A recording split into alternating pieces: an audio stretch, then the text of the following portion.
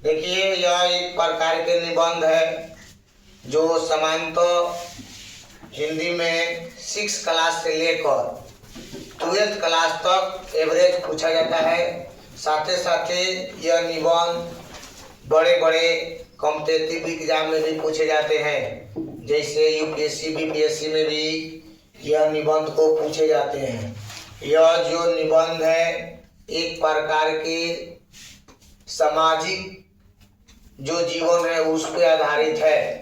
एक आपको यह निबंध फॉर्मेट देख लेने से अलग अलग प्रकार के निबंध आप लिख सकते हैं, जैसे बाढ़, प्राकृतिक आपदा, सुखाड़, महंगाई, दहेज प्रथा, बेरोजगारी, महिला शक्तिकरण, बाल प्रथा, बाल विवाद, भ्रष्टाचार, प्रदूषण, घूसखोरी, गरीबी, भूखमरी, अशिक्षा, सामाजिक घटनाएं कुछ भी हो, आतंकवाद, जातिवाद, जनसंख्या वृद्धि, ये सब एक ही फॉर्मेट पर यह लिखा जाएगा।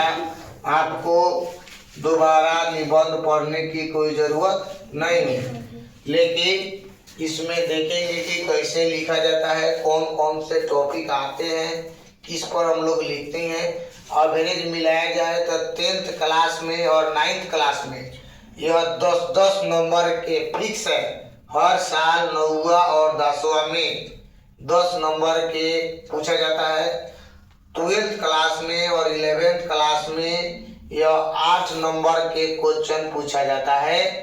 8 नंबर आपका 12th में फाइनल हो जाएगा, 11th में, और 8 से 10 नंबर आपको 9वां 10वां में कंप्लीट हो जाएगा।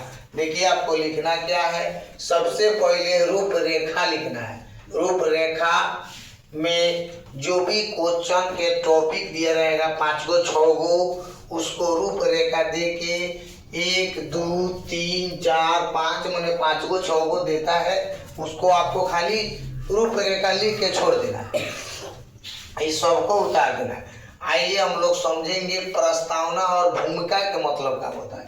भूमिका के मतलब हो गया कि कोई भी चीज है ओकर सबसे पहले आपको परिभाषा लिखना है कि वह क्या है, कब है और क्यों आया। बस कब, कहाँ और कैसे में ही प्रस्तावना या भूमिका को लिखा जाता है। कभी कभी प्रस्तावना देता है, कभी कभी इसी को काठी को होता है भूमिका, मेन भूमि स्तर इसका क्या है, इसी को हमको लिखना है। तो सबसे पहले आप लोग कोशिश कीजिएगा कि आपको लिखने जाए तो जो टॉपिक है उस टॉपिक पे सबसे पहले उसका परिभाषा लिख दे। अगर साफ आप कमजोर हैं, परिभाषा और भाषा आपको कुछ नहीं आता है, तो आपके लिए देखिए, आज पूरे भारत में हमारा समाज कई तरह के समस्याओं से घिरा हुआ है, जिसमें से यह बेरोजगारी एक है। या देश के काफी बढ़ दिए, बेरोजगारी बढ़ दिए, या देश के जगह सुखाड़ बढ़ सकते हैं, या बाढ़ बढ़ सकते हैं, या महंगाई बढ़ सकते हैं, या दहेज प्रथा बढ़ सकते हैं, या महिला शक्तिकरण बढ़ सकते हैं। माने आप उसमें से कोई भी एक टॉपिक उठा के यहाँ पे भर के लिख दीजिएगा। जैसे एग्जाम्पल के तौर पर हम सबसे पहले मान लीजिए यहाँ पर काफी लिख देते हैं बेरोजगारी। आप काफी लिख दीजिएगा यहाँ पर बेरोजगारी। जरा मन करेगा महंगाई लिख देगा, जरा मन करेगा भ्रष्टाचार लिख देगा, जरा जो मन करेगा यहाँ पे आपको भर देना है। आइए, यह बहुत ही गंभीर समस्याओं में से एक है।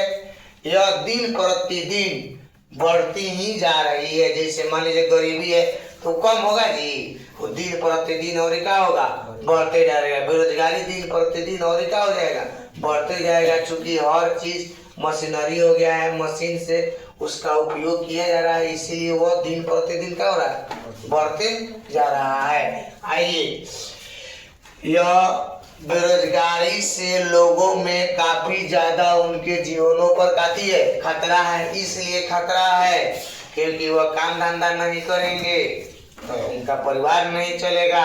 एक प्रकार के यह क्या है, विशेष खतरा है।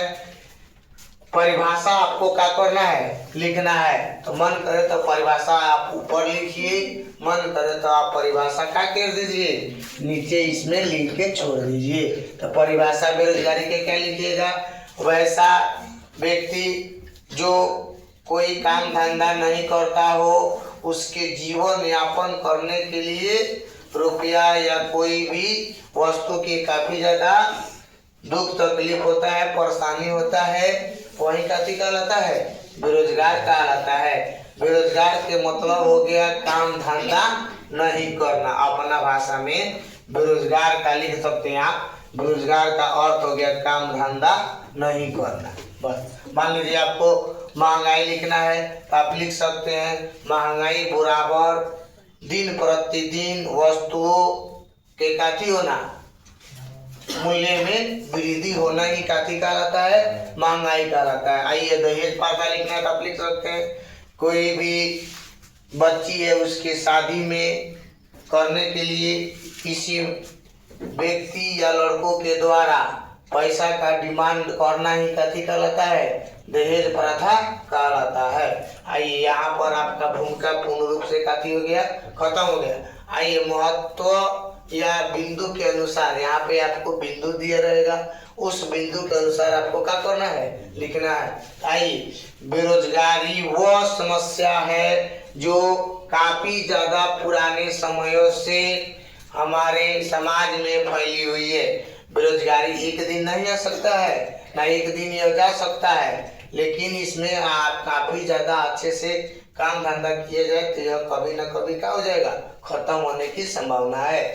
आइए यह किसी एक शहर तक सीमित नहीं है। बेरोजगारी ऐसा नहीं है कि खाली हम लोग अपने बिहार में रह रहे हैं तो खाली बिहार में है, पटने में है, बेतिया में है। यह हर जगह हर शहर तक काफी है, फैला हुआ है काफी बेरोजगारी, बल्कि पूरे समाज और देश में फैली हुई है, जिससे लोगों को अपने दैनिक जीवनों में काफी ज्यादा प्रभाव डाल रही है और हमारे समाज में असंतुलन कर रही है। कहने का मतलब है कि हम लोग अगर बेरोजगार रहेंगे तो सिर्फ हमारे यह शहर ही नहीं, पूरे देश इससे क्या होगा, जूझेगा। हम लोग इससे अपने दैनिक जीवन में काफी ज्यादा समाज में असंतुलन काफी होंगे, कर रहे हैं। काम धंधा नहीं करेंगे, किसी के घर जाएंगे, बैठेंगे उठेंगे, लोग बिना मतलब के कुछ बात बोलेगा,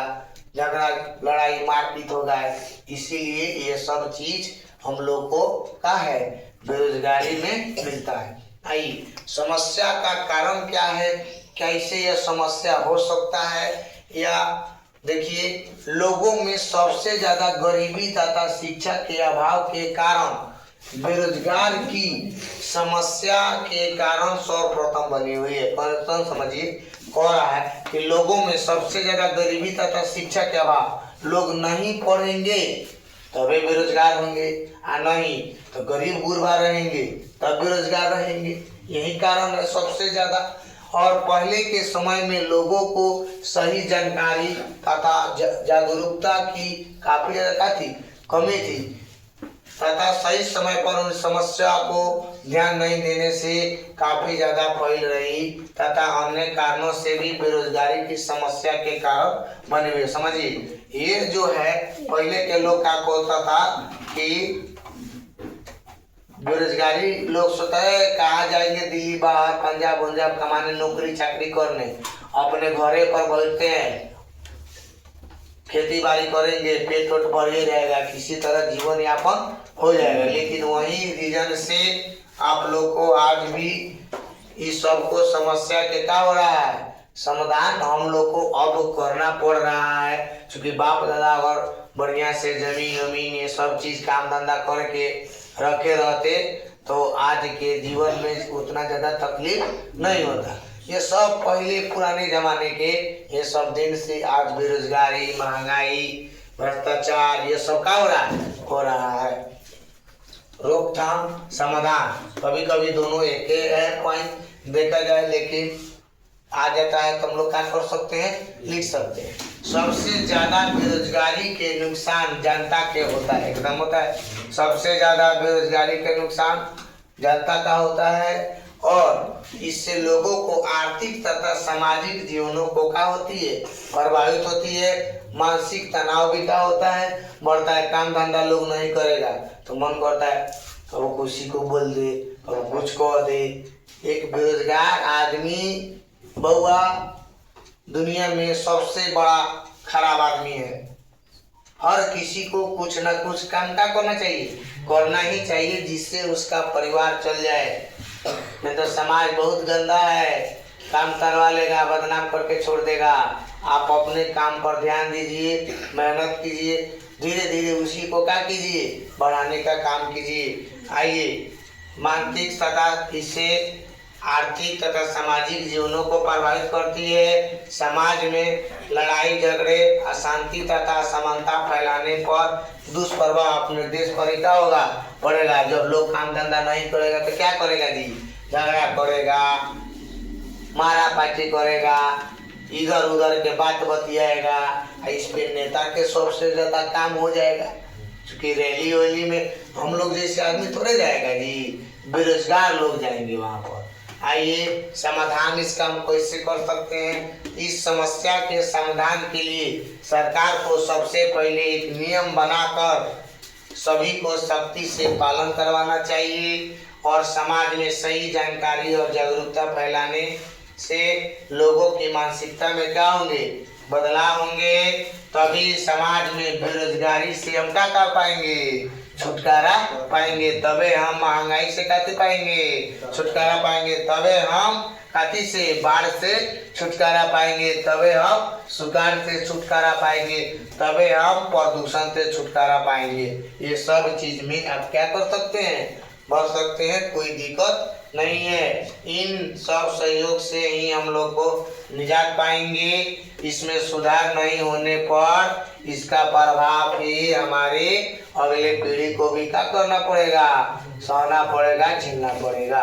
आइए, उपसंहार का मतलब हो गया कि ये चीज जो आप लिखे हैं इसका शॉर्ट में मतलब क्या हुआ, इससे आप क्या सीखे, क्या प्रभाव हुए, क्या कुछ आपको लगा। आइए, अंतिम